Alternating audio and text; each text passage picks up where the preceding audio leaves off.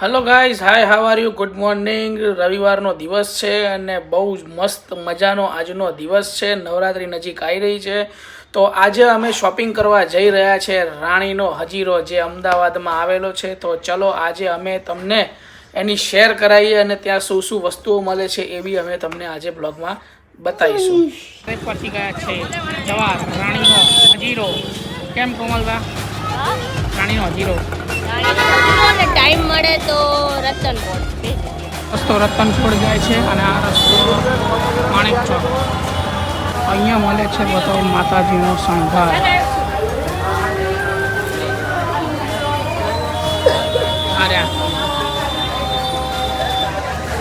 આ છે અમદાવાદનો ફેમસ રાણીનો હજીરો અને અહીંયા બધા જ ટાઈપની જ્વેલરી, ચણિયાચોળી અને બધું જ અહીંયા મળે છે.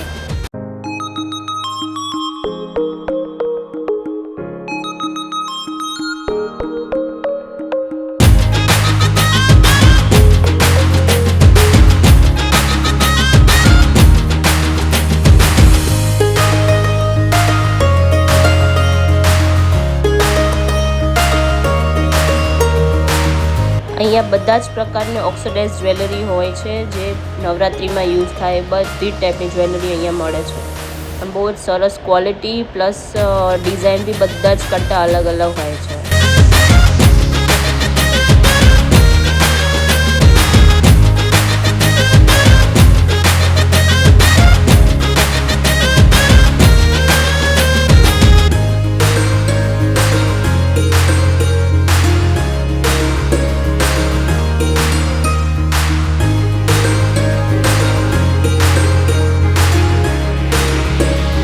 ત્યાંથી અમે અંદરની બાજુ ગયા તો ત્યાં અમને કંદોરા જે આજકાલ પાછા ફેમસ થઈ ગયા છે, જૂના હતા એવા સેમ ટુ સેમ.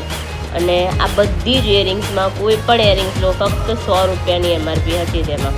તો બહુ જ સરસ ક્વોલિટીવાળી બી હતી. અહીંયા બધા જ પ્રકારની જ્વેલરી વધારે અવેલેબલ હતી કારણ કે રાત પડી ગઈ હતી. અને અપ્રોક્સ સ્ટાર્ટિંગ રેન્જ જે સેટ છે બધા લોંગ તો શોર્ટ 100 રૂપીસ જ હતી વધારે પડતી પ્રાઇસ આની. અને ક્વોલિટી બી બધી સારી હતી અને જ્વેલરી વધારે હતી.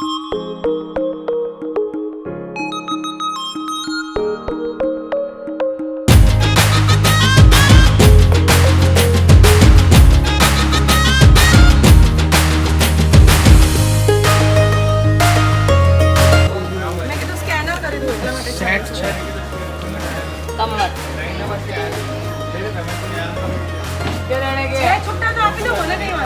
બધી મસ્ત મસ્ત આઈટમો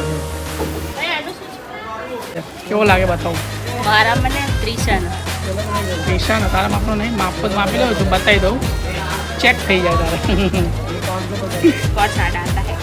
और तो साइड में रख दो. पेट भी याद आता है. वो देखो बैठ गया बंदर, लग गया वो भी साथ में आया.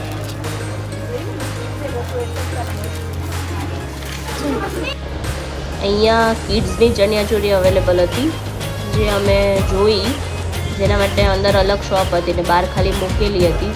પણ એકચ્યુઅલીમાં થયું એવું ને કે અમે થોડા લેટ પડી ગયા કારણ કે સ્ટોક વહેલો આવ્યો હતો અને ઓલરેડી અડધો સ્ટોક ખતમ બી થઈ ચૂક્યો હતો. જાજુ અવેલેબલ હતું નહીં. તો અગર તમારે જવું હોય ને ત્યાં ખરીદી માટે તો અપ્રોક્સ 15-20 દિવસ નહીં પણ મહિના પહેલાં તો જઈ આવું તો બધો ફ્રેશ સ્ટોક મળે તમને. જબરદસ્ત લીધું ને શું લીધું એના માટે જ આવ્યા હતા અમારે.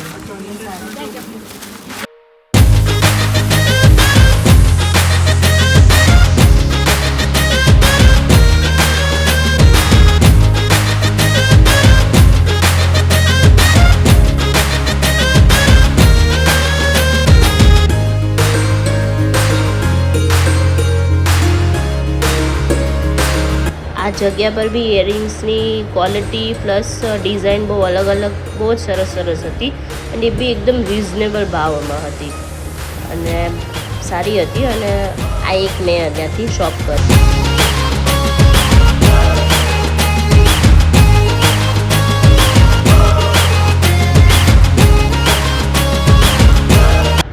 ત્યાંથી થોડા આગળ ગયા તો જેન્ટ્સના કેડિયા નાના મોટા બધાની જ વસ્તુઓ ત્યાં અવેલેબલ હતી.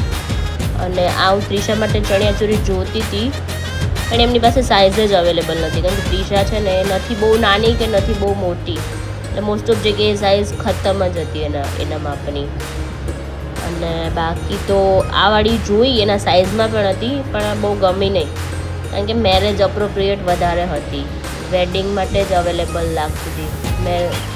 એ નવરાત્રિમાં ચાલે એવું લાગતું નહોતું. કલર બી ઠીક હતો ને એક જ પીસ હતું.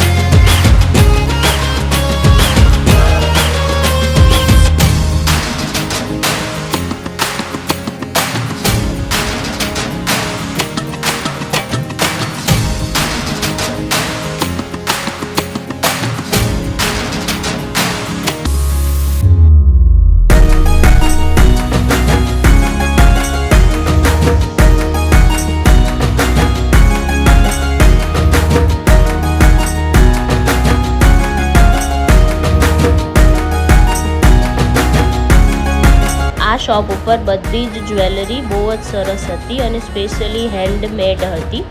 આ તો ઊનમાંથી બનાવેલો હતો જે બહુ જ સરસ લાગતો હતો.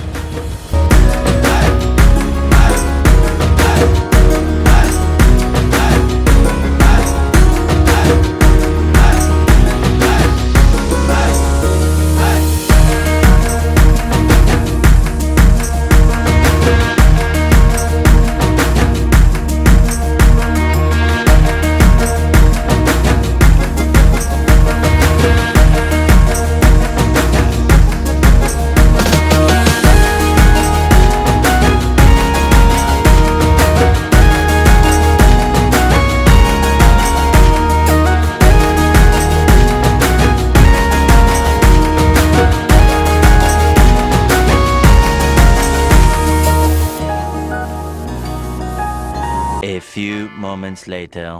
કેવું કોમલબા રાણીનો હજીરો આપણે મોડા પડ્યા એમ કે તમે મોડા પડ્યા છો, બધું ખતમ છે ઓલરેડી. તો હવે આવતા વર્ષે આપણે કામ કરી નવરાત્રી જાય પછી આવી જઈએ.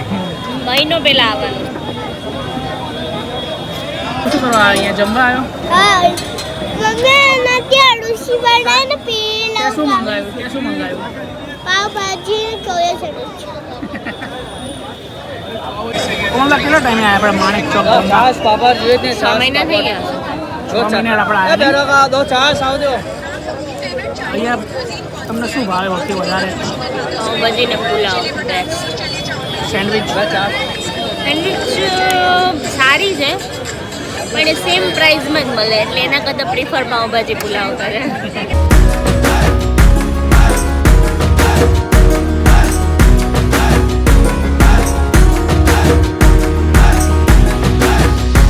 કોમલબા હવે ક્યાં જઈશું આપણે?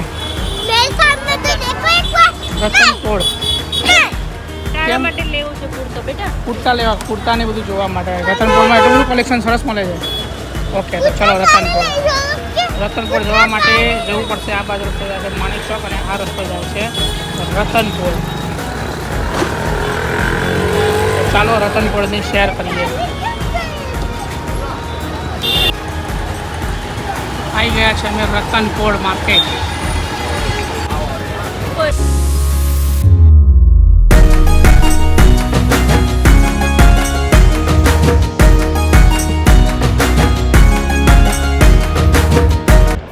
રતનપોળ માર્કેટ છે જે સ્પેશિયલી વેડિંગ કલેક્શન માટે ફેમસ છે. અહીંયા વેડિંગ કલેક્શન બહુ જ જોરદાર હોય છે પણ અત્યારે નવરાત્રિના હિસાબે અહીંયા નવરાત્રિનું કલેક્શન બી એટલું જ છે અને બધી જ વેરાયટીઓ મળી જશે.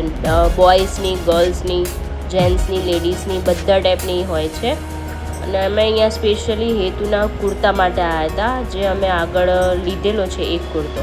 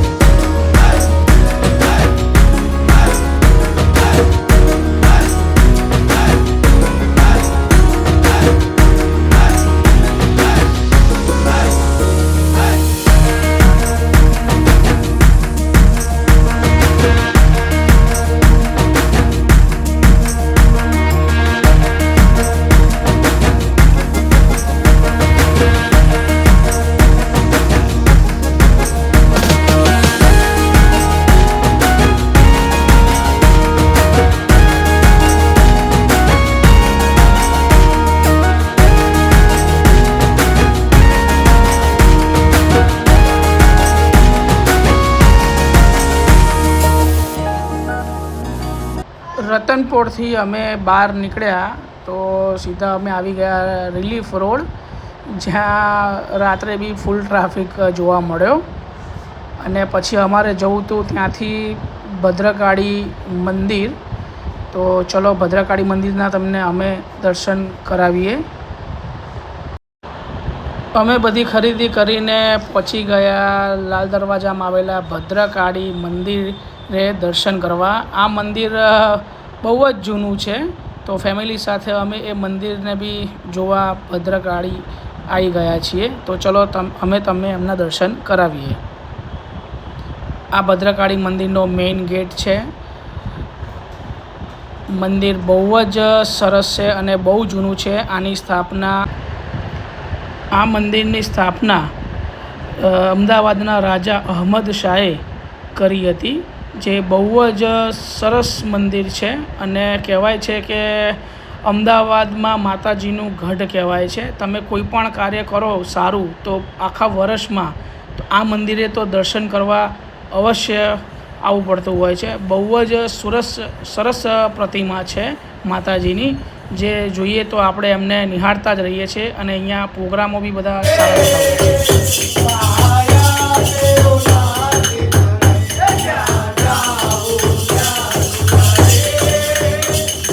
કેવા રહ્યા દર્શન? મજા આવી ગઈ ને? તો ચલો હવે આપણે ઘર બાજુ પ્રયાણ કરીએ.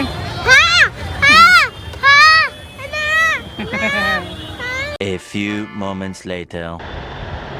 આ રહ્યું આ અમદાવાદનું સૌથી મોટું સ્પોર્ટ્સ ક્લબ છે, જે બહુ જ સરસ બનાવવામાં આવ્યું છે. આનું ઓપનિંગ હમણાં થોડા ટાઈમ પહેલાં જ થયું છે.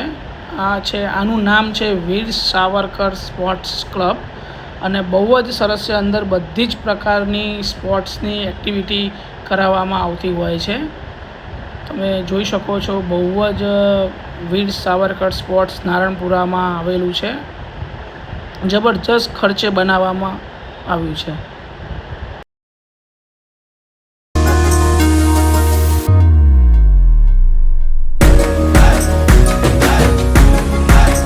ઓકે ગાઈસ, તો તમે મારો વિડીયો જોયો હશે. નવરાત્રિ નજીક આવી રહી છે, તો અમે ગયા હતા રાણીનો હજીરો, જેની અંદર ચણિયાચોરીથી માંડીને બધી જ્વેલરીઓ, તમામ પ્રકારની વસ્તુઓ અંદર મળતી હતી. અને પછી અમે ગયા ત્યાંથી રતનપોળની અંદર બી ત્યાં લગભગ વેડિંગને લગતી આઈટમો મળતી હોય છે, પણ નવરાત્રિના હિસાબે ત્યાં અમુક કપડાઓ મળતા હતા. તો અમે એ પણ તમને બતાવ્યા છે બ્લોગમાં. આવા વિડીયો જોવા માટે અમારી ચેનલને લાઇક કરો, શેર કરો અને સબસ્ક્રાઈબ ના કરી તો જરૂરથી કરી નાખજો. કાલે નવા બ્લોગ સાથે ફરીવાર મળીશું. તબ તક કે લીએ બાય.